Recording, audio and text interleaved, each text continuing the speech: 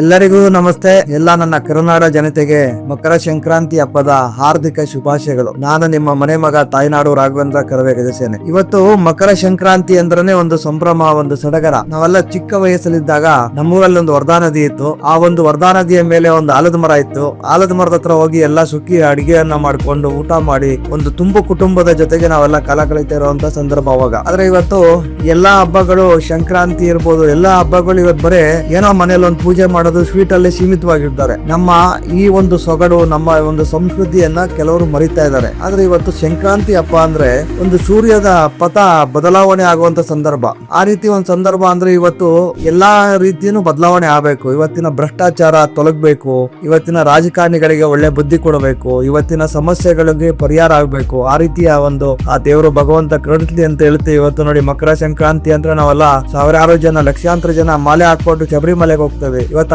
ಶಬರಿಮಲೆಯಲ್ಲೇ ಭ್ರಷ್ಟಾಚಾರಗಳು ನಡೀತಾ ಇದೆ. ಇದೆಲ್ಲ ನಾವು ನೆನ್ಸ್ಕೊಂಡಾಗ ಎಲ್ಲೋ ಒಂದ್ ಕಡೆಗೆ ನಮ್ಮ ಹಿಂದೂ ದೇವರುಗಳಿಗೆ, ಹಿಂದೂ ಜನಗಳಿಗೆ ಅಪಮಾನ, ಅವಮಾನ ಆಗ್ತಾ ಇದೆ. ಇಂಥ ಸಂದರ್ಭದಲ್ಲಿ ನಾವೆಲ್ಲ ಆ ಭಗವಂತಲ್ಲಿ ಕೇಳ್ಕೊಂತೇವೆ. ಇವತ್ತು ಒಳ್ಳೇದಾಗ್ಲಿ. ಸಂಕ್ರಾಂತಿ ಹಬ್ಬದ ಹಾರ್ದಿಕ ಶುಭಾಶಯಗಳು ಎಲ್ಲರಿಗೂ.